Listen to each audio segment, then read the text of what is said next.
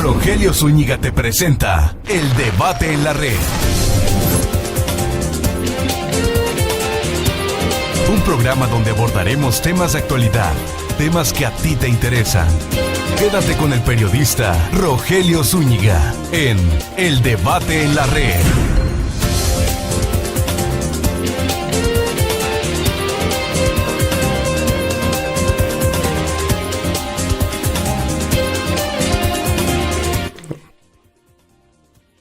Hola, ¿qué tal? Muy buenas tardes. Le doy la más cordial de las bienvenidas a su programa El Debate en la Red.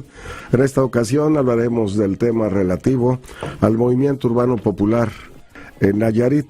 Y para ello nos acompañan en el estudio Miguel Ángel Arce Montiel y el maestro Salvador Cepeda López, activistas de este movimiento urbano popular, a quien le doy, por supuesto, la más cordial bienvenida. Buenas tardes, maestros. Buenas tardes, gracias Rogelio por esta invitación.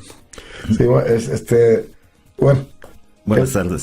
El tema, 30 años del movimiento, de cómo inicia el movimiento urbano popular en Nayarit, específicamente en Tepic. Miguel Ángel, ¿quieres recordarnos en términos generales cómo arranca este movimiento? Con gusto, Rogelio. Bueno, en realidad el movimiento urbano popular data de poco más de 35 años, que la primera experiencia, digamos, exitosa, que dio frutos para resolver un problema inquilinario, un problema de la vivienda, fue la constitución y fundación de la Colonia 2 de Agosto. Previo, antes, en Tepic había habido un movimiento en el 72 del Frente de Defensa Popular, cuando aquella historia del impuesto predial que quiso imponer el gobernador, ¿cómo se llamaba? Previo a Roberto Gómez Reyes. Entonces, a partir de ahí, la experiencia que se construye, y la importancia es porque atiende una problemática que no había sido atendida por el Estado mexicano.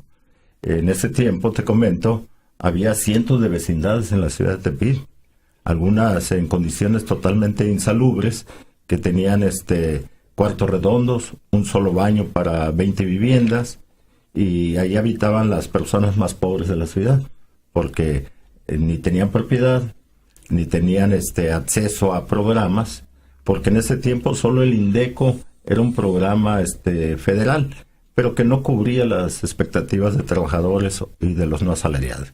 Entonces, a partir de ahí, un movimiento emergente de universitarios más personas con experiencia en el movimiento popular a nivel nacional, nativos de Nayarit, se incorporan pues a buscar resolver este problema, pero sobre todo a organizar a las personas a que luchen por un espacio que sea su patrimonio familiar. Y durante meses se da una lucha que se toca enfrentar al coronel Rogelio Flores Curiel en la última etapa de su mandato, fundándose a la postre, lo que es la Colonia 2 de Agosto, después de un largo bregar de compromisos, de obstáculos, de intentos divisionistas, pero que finalmente se logra con la toma de los terrenos en los Llanitos, de 34 hectáreas, formado por la Organización de Colonos e Inquilinos Independientes de Contemo. De ahí data, pues, a partir de ahí, pues, se generan, vía de continuar atendiendo esta necesidad, pues, el crecimiento de nuevas organizaciones. Surgen posteriormente organizaciones para crear la Colonia Tierra y Libertad, Venceremos, Prieto Crispín, generando ahí otro grupo que se llamó Organización Tierra y Libertad. Y posteriormente, de las dos experiencias, de las dos herencias de esta, se forma lo que este año conmemorará 30 años de lucha popular, la Unión Popular Independiente de Nayarit. Maestro Salvador Cepeda, nos dice Miguel Ángel Arce que nos habla de la presencia de un grupo de compañeros universitarios. Usted, por supuesto, que es un compañero universitario. Y efectivamente recordamos cómo un grupo de compañeros estuvieron, pues, impulsando esta lucha. ¿Cuál es el comentario de usted al respecto? Bueno, hay Hay algo que hemos estado considerando y que es parte de lo que ha venido dando, o que permitió, mejor dicho, darle vida a lo que hoy se identifica como, digamos, el primer gran proyecto de organización y bueno, encaminado hacia la acción directa, como fue la conformación de la Organización de Colonos e Inquilinos Independientes Independiente, mejor dicho, Cuauhtémoc, y a donde, como bien lo dice Miguel Ángel, confluyó dos grandes vertientes,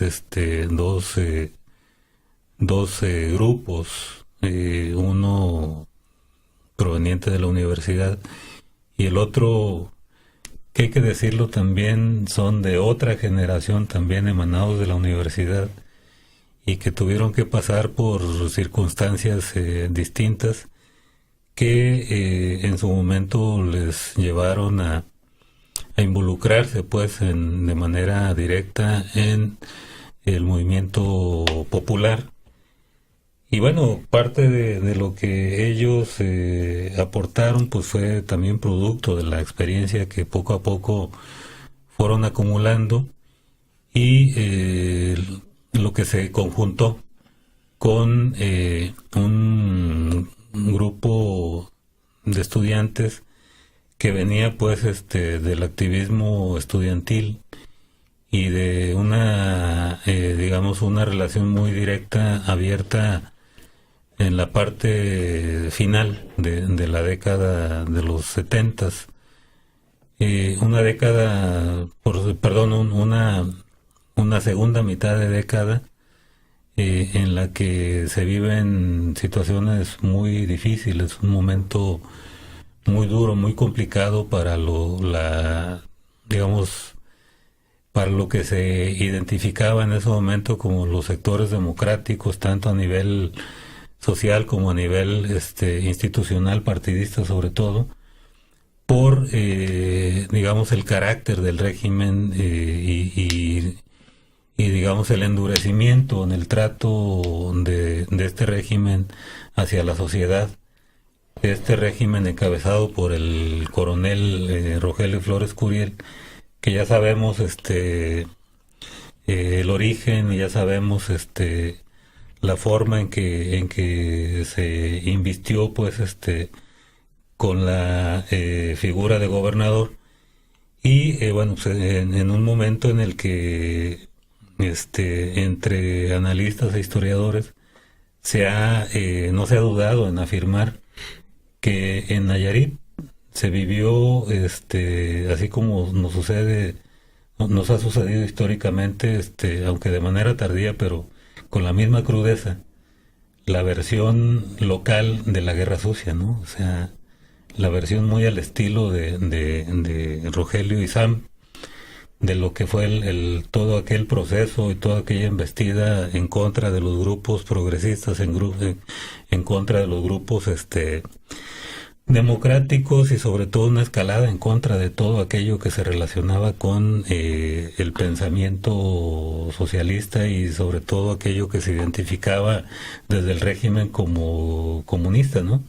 Entonces, un momento en el que desde en la universidad se vive una situación difícil, una embestida contra el sindicalismo democrático, y nada menos pues ayer se cumplieron 38 años de aquella gran represión después de la huelga a la que se lanza el Estezuan en aquel momento, que fue reprimida el 20 de febrero alrededor de las 6 de la mañana, cuando los contingentes marchaban de la Cruz hacia el campus a instalar sus mantas y a instalar sus banderas de huelga, ¿no?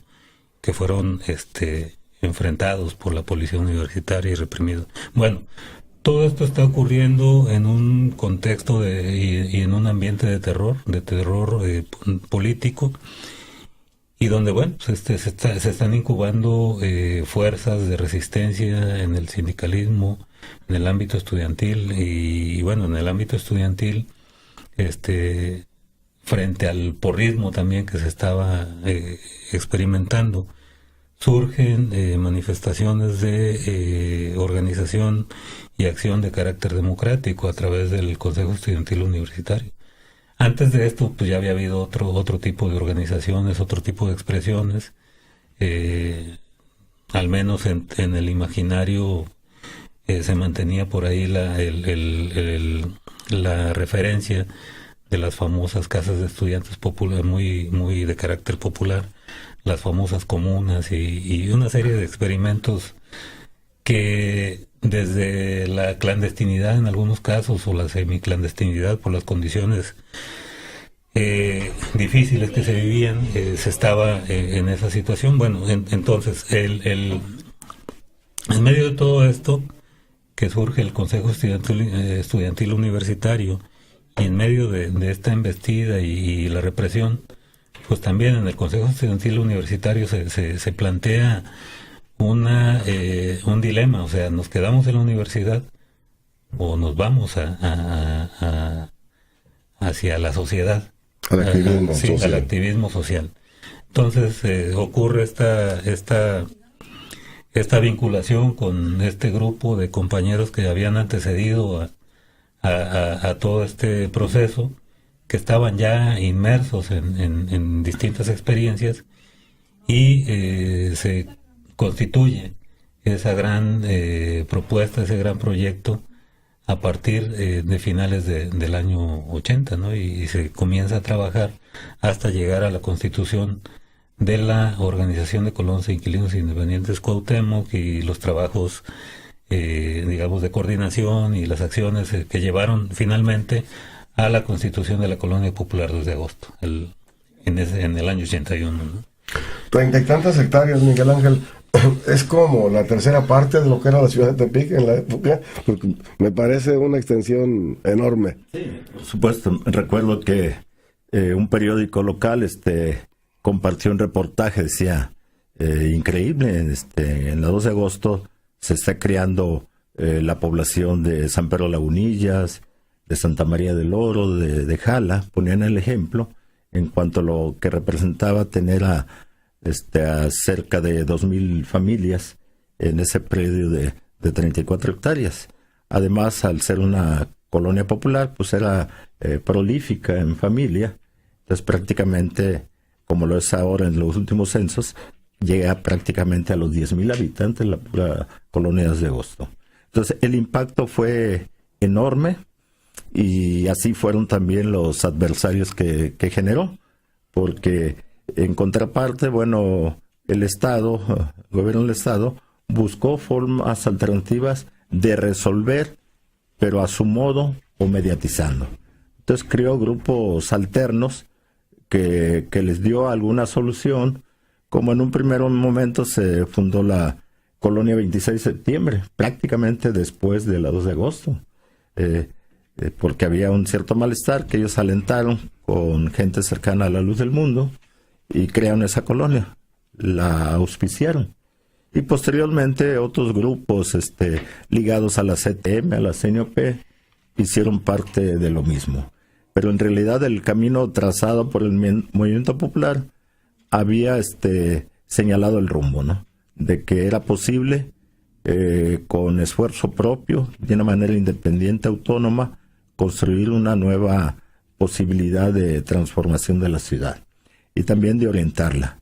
El ejemplo fue, por ejemplo, en la 2 de agosto, es una colonia perfectamente trazada, sus calles alineadas, su área de donación perfectamente definida para escuelas, centro de salud, centro recreativo, en fin. Y eso daba un ejemplo de cómo debería ordenarse la ciudad.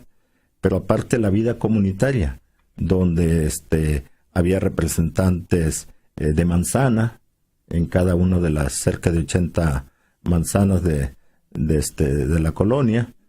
También estaba dividida orgánicamente por 4 sectores, que había asambleas de sectores. Entonces había un asambleísmo que permitía en los primeros momentos compartir las decisiones.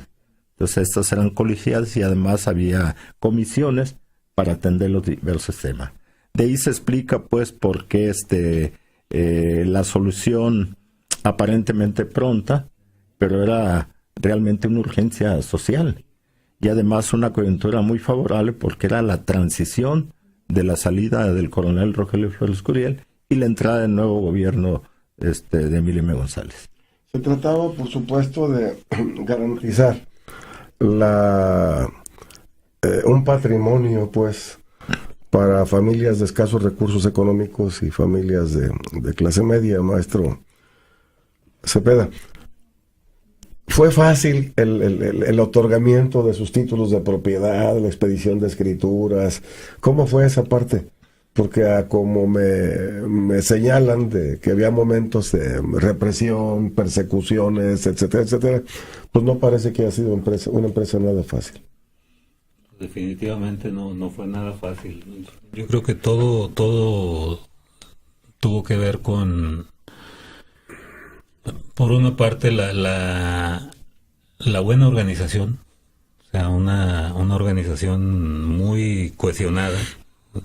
El hecho de que desde un principio, al irse constituyendo los distintos grupos, alrededor de 50, si no mal recuerdo, alrededor de 50 diseminados en el entorno de la ciudad de Tepic, entre vecindades, entre colonias populares, o sea, más o menos es lo que se ha venido ventilando, ¿no?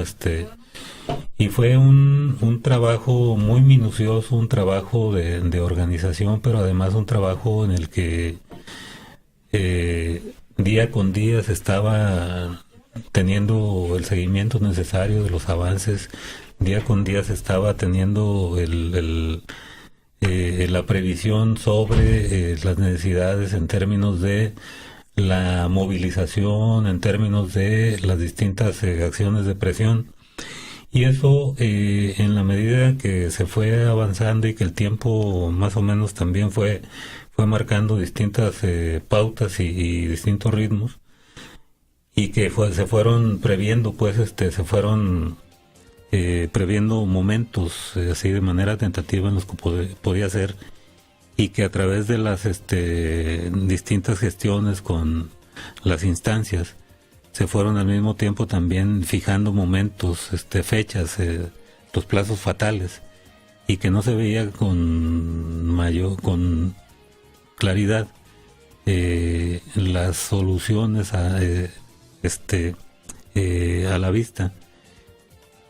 Empezó también a cohesionarse la organización y la determinación de la gente, el coraje, digamos, la decisión de mantenerse unidos, organizados, y se fue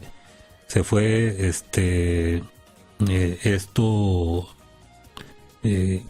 consolidando al grado que, bueno, pues al momento en que se discutió en los distintos grupos y que luego se visualizó como la única posibilidad, después de haberse previsto varios momentos, varias oportunidades, se llega a partir de eso a la determinación de que había que tomar el predio, ¿no? Entonces hay una cantidad importante de testimonios de compañeros, no solamente de parte del núcleo dirigente, sino de compañeros que fueron, digamos, parte importante de la promoción, parte importante en las discusiones, en la toma de decisiones, y sobre todo al momento de la acción, que desde el momento mismo en que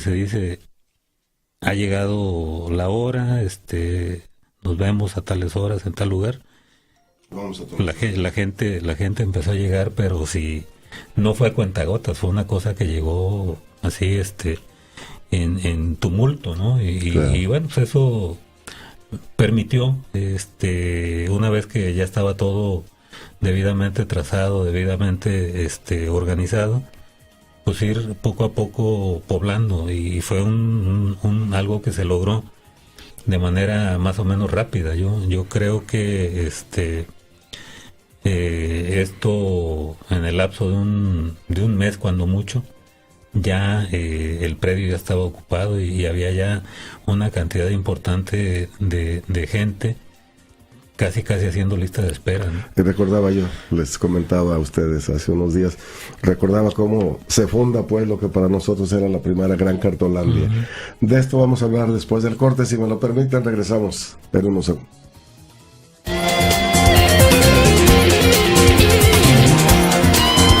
En un momento continuamos con más de El Debate en la Red, con Rogelio Zúñiga. En el debate sobre el movimiento urbano popular de Nayarit, tenemos la participación en el estudio de Miguel Ángel Arce Montiel y el maestro Salvador Cepeda López, a quienes nos han hablado cómo surge precisamente una de las colonias más importantes del estado, la colonia 2 de agosto, con miles de familias que asentaron una superficie de 34 hectáreas, Miguel Ángel. Yo les decía, bueno, algo que llamaba mucho la atención es que Tepic, después de que lo habíamos visto en la Ciudad de México, en Monterrey, en fin, tuviera pues una gran Cartolandia. Y muy pronto se convirtió en parte del paisaje pues de la capital. Así es, era sintomático pasar el puente superior y ver un enorme lunar negro en medio del cañaveral, porque todavía alrededor había cañaveral. Entonces las casas de cartón dominaban el techo de cartón. Sin embargo, pues era un síntoma del crecimiento urbano y de la deuda social que tenía el Estado al respecto. Había habido ya cartolandias en el Campamento 2 de Octubre en la Ciudad de México, en la colonia Tierra y Libertad en Monterrey, o las colonias Pancho Villa o División del Norte en Durango, que eran así los emblemas, pues. Entonces, cuando se da aquí en el 81 esa experiencia, pues conjuntamente va, como te decía hace rato, cómo organizar la vida comunitaria. Una cosa era luchar por la tierra y otra organizar la vida comunitaria. Y ahí es donde el movimiento debería dar muestra de fortaleza y de oportunidad. Y fue así. Precisamente esta primera experiencia abre puertas para las personas de menos recursos de que esta opción es posible. Y de manera rápida se puede decir, cuando cumplimos un año, la 2 de agosto, se inicia la instalación de la red de electrificación. A los años, el agua, se crea una escuela, en fin, se avanza enormemente en la introducción de servicios. Pero lo igual ocurrió en las demás, en Tierra y Libertad, en Venceremos. Por el ejemplo organizativo, era un común denominador, aparte de que era el mismo equipo, la misma experiencia que se trasladaba a otros lugares. Y a la postre, pues, lo que fue la herencia de ahorita prácticamente la organización vigente más longeva, pues es la Unión Popular Independiente de Nayarit, que con sus 30 años ha creado cerca de 16 colonias y en todas ellas ha logrado avanzar mucho más en el tema de los servicios que aquellas que forma directamente el gobierno o sus sectores afines como CNOP, CTM, en fin. Y también como una forma de marcar la línea de los rezagos que hay en el país. Sin duda quiero señalar que en este tema, ya el movimiento popular en México había puesto el acento de que se tendría que modificar las políticas públicas en el país en materia de vivienda, en materia de equipamiento urbano, en materia de ordenamiento del mismo. Y esto sin duda contribuyó también al movimiento de Nayarit. Tan es así que el movimiento popular organizado en Nayarit formó parte de una gran coordinadora en ese tiempo, de la Coordinadora Nacional del Movimiento Urbano Popular, que estaba en todo el país, al norte, al sur, al centro, y esta experiencia es la que le dio fuerza, aparentemente aislados, pero era una voz común que se expresaba en diferentes lugares, y eso permitió que hubiera mayor atención y mayor prontitud en las soluciones. Maestro Cepeda, Pues obvio que llegó a criminalizarse esta actividad del movimiento urbano, pues, y en las tantas colonias donde se fue moviendo el movimiento urbano popular, hubo encarcelados, hubo agresiones, hubo actos de represión para los habitantes o para los directivos de este movimiento. ¿Recuerda usted? Definitivamente, eso estuvo presente prácticamente desde los primeros momentos, nada más que eran, digamos, formas muy sutiles. Además de que, digamos, la violencia en su momento no fue solamente física. Creo que sobre esto hay, desde un principio, por parte del régimen en turno, hay una estrategia de linchamiento social, hay una estrategia de desgaste, una estrategia de desprestigio, este tipo de opciones, este tipo de proyectos. Y bueno, en su momento también tomó formas reales, físicas, a través de las famosas infiltraciones, ¿no? O sea, creo que en muchos de los asentamientos o en algunos de estos principales, pues hay memoria de lo que, de las acciones, y de que de pronto aparecían agentes disruptores, ¿no? Que se convertían en factores de conflicto, factores de ruptura, de desunión y demás, y que terminan de pronto detonando, pues, en situaciones de división interna, ¿no?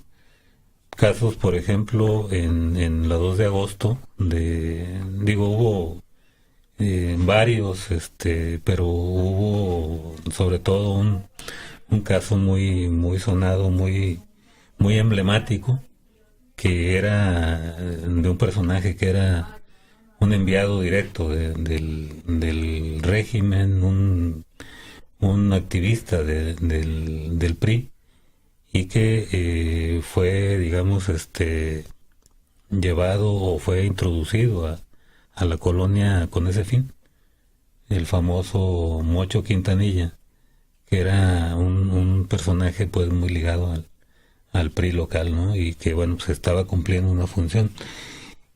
Pero que, bueno, en todo ese proceso, en todo los debates internos y lo que se estuvo analizando, pues se llegó el momento en que también en una asamblea se tomó la resolución, se tomó el acuerdo de desalojarlo. Y hay, por ejemplo, escenas muy chuscas, hay algunas imágenes precisamente del desalojo, en el que aparecen un conjunto de personas, una masa, pues, de gente que levantó con todo y horcones lo que era la vivienda de este famoso personaje, ¿no? Y la llevan hasta las afueras de la colonia, ¿no?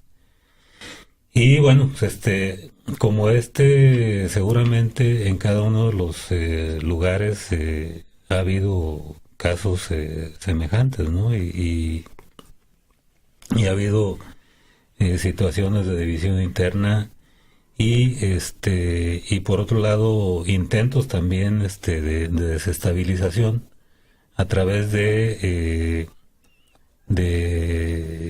tácticas de persecución, digamos, de acoso en contra de líderes sociales y en contra de personas, pues, que están destacando en este medio, ¿no? Y bueno, pues se han dado grandes provocaciones, se han dado grandes persecuciones a este tipo de proyectos. Y bueno, hay como consecuencia En algunos momentos ha habido aprehensiones, ha habido detenciones, y como medidas de presión para ir desgastando la fuerza y la presencia de este tipo de proyectos, ¿no? Hay seguramente infinidad de casos documentables, y bueno, pues hay parte de lo que luego sería cuestión de sistematizar, ¿verdad? La información, maestro. Pero sí hay eso. Sí. Decía, la táctica de desgaste y de desprestigio y de linchamiento social creo que es un elemento primordial y primario para iniciar toda una escalada que luego llega a situaciones muy violentas, ¿no?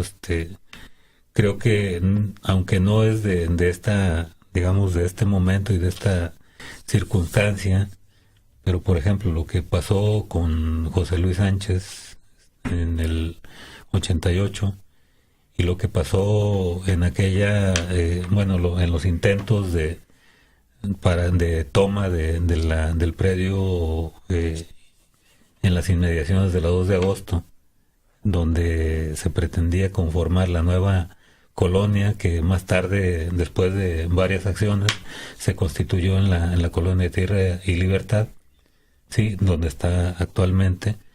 Y lo que ocurre en forma posterior, en el 85, si no me equivoco, si la memoria no me falla, la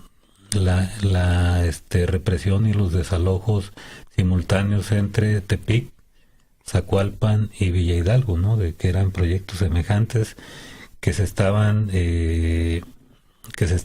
impulsando por parte de estos grupos, ¿no? De estos grupos, sobre todo el grupo que era de Organización Tierra y Libertad, y luego el grupo que se había quedado en 2 de agosto y que se mantenía pues en como SIC, y que se mantenía y que estaban en esta experiencia y estaban impulsando pues este tipo de proyectos. Y eso fue en el gobierno de Emilio, precisamente, ¿no? Que posteriormente. Vamos a ir a un corte comercial. Regresamos.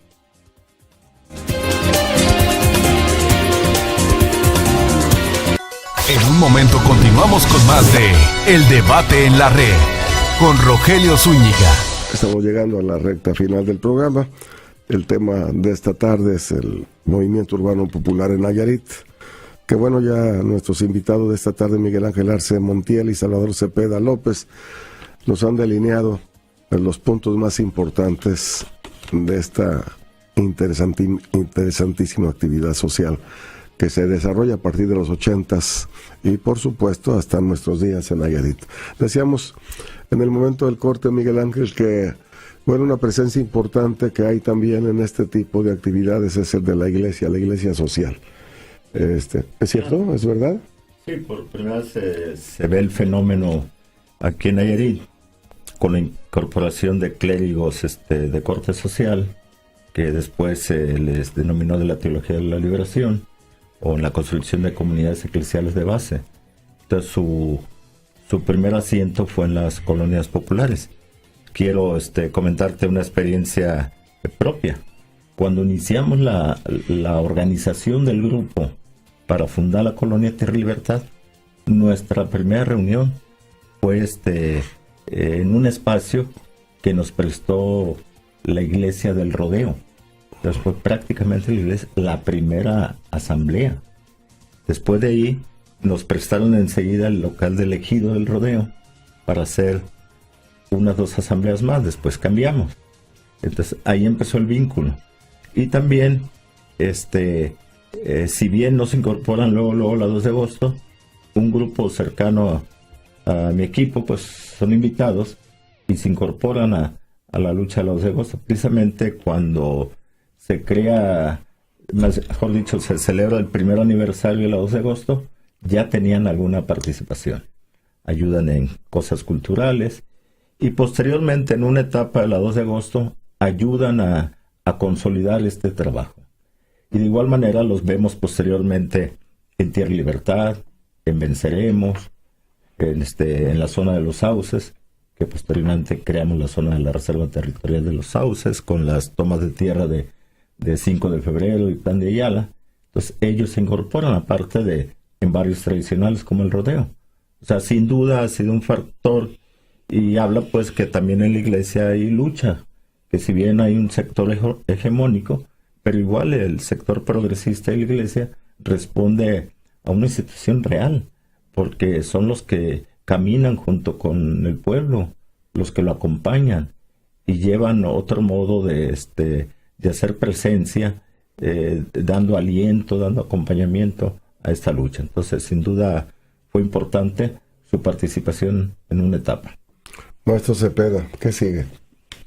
¿Qué sigue? ¿Esto ya se acabó o hay, yo creo que hay trabajo para rato? Bastante. Ahorita estamos en una tarea precisamente de recuperación. Hay todo un proyecto de recuperación de la memoria histórica y ya en eso tenemos algunos antecedentes, ¿no? Lo que hicimos en el marco de los 30 años de la 2 de agosto nos dejó ahí un poco la experiencia grata de haber logrado un producto interesante que no es ni siquiera una parte, digamos, así tan sustancial, pero fue un esfuerzo que valió la pena, ¿no? Con todo y las deficiencias y las cosas que hayan quedado en el tintero. Que ahorita estamos trabajando justo con los compañeros de la Unión Popular Independiente en esta tarea de recuperar esa gran experiencia. Tenemos la ventaja de que todo esto está conectado, ¿no? Hay un eslabonamiento entre estos distintos procesos. Desde la década de los 70, lo del Frente de Defensa Popular y un incipiente movimiento inquilinario, que seguramente sabrán de acordar en algunas de las vecindades de la ciudad hubo por ahí conato, pues, de organización, y donde aparecieron figuras como la de Chalí González, ¿no? Que fue uno de los hombres emblemáticos además de la 2 de agosto, y que fue, digamos, uno de los personajes importantes, ¿no? Y ahí el eslabonamiento entre eso y lo que viene en forma posterior y la influencia que tiene todo este movimiento para que luego cunda el ejemplo y que se cree o más bien entremos en un proceso en el que la ciudad emprende una carrera muy, muy acelerada y crece de manera importante, al grado de que, por ejemplo, entre el 81 y el 90, el 60% de la mancha urbana era producto del crecimiento de esos años, y una gran parte de ello era colonias populares, y donde, bueno, sobresalen estos casos. Entonces, todo esto pues nos lleva a la necesidad desde la universidad y desde distintos campos disciplinares, sobre todo en las ciencias sociales, pues atender esta realidad y enfocarnos de entrada a rescatar la memoria y, bueno, de frente con los actores es mucho mejor rescatar la memoria viva y pues ponerla ante la sociedad y divulgar y contribuir a la construcción de la identidad urbana y a la construcción de las identidades de grupo y las identidades sociales, ¿no? Que es una tarea muy atractiva, nada fácil, porque además hay un cúmulo de información y un gran conglomerado de gente que está ávida de que le preguntes y y para expresarse, y que se expresa y te presenta grandes testimonios, ¿no? Te aporta grandes testimonios. Entonces, estamos en eso, es un reto bastante importante, y que para nosotros la gran oportunidad de tener en octubre, el 11 de octubre, ya un producto acabado, que el libro de los 30 años de Lupin, si lo logramos, si esta meta se concreta, será un triunfo, digamos, formidable para nosotros como equipo, no como equipo académico, sino todo el conjunto, porque en esto, bueno, pues estamos trabajando coordinados con el núcleo dirigente de Lupin y su grupo de activistas, que es una cosa también impresionante, ¿no? En términos de número, no solamente, sino de capacidades de trabajo, ¿no? Miguel Ángel. Bueno, lo interesante aquí es que queremos que se cuenten, que tú sabes, lo que no se platica y se cuenta, pues queda en el olvido. Y sin duda esta experiencia puede servirle a los que siguen luchando, o simplemente para los hijos de los protagonistas en su momento, de la 2 de agosto, de Tierra y Libertad, de Venceremos, de la 5 de febrero, de Plan de Ayala, de todas esas colonias, y que les hacen sentir un motivo de orgullo de ser parte de la historia, de haber contribuido al rumbo de la ciudad y de plantear alternativas diferentes en la solución de servicios, de vivienda, y que ha llevado pues a otra serie de luchas por justicia, por derechos humanos, a enlazarse y dar solidaridad con grupos sindicales y campesinos, y a tener un proyecto de ciudad y un proyecto de país. Creo que eso va a ser lo más importante del rescate. Ojalá después le podamos dar seguimiento a este tema, porque el producto es bueno socializarlo y darlo a conocer a través de los medios y de los espacios que sean posibles. Bien, pues yo quiero agradecer infinitamente a Miguel Ángel Arce Montiel, al maestro Salvador Cepeda López, su participación en este debate sobre el movimiento urbano popular en Nayarit. Gracias, maestro. Al contrario, gracias a ti, Rogelio, y a la orden. Gracias, Rogelio. Hasta la próxima, pásenla bien.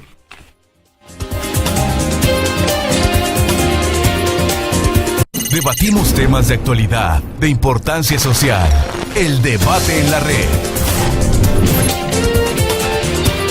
Nos escuchamos la próxima emisión. El debate en la red con Rogelio Zúñiga.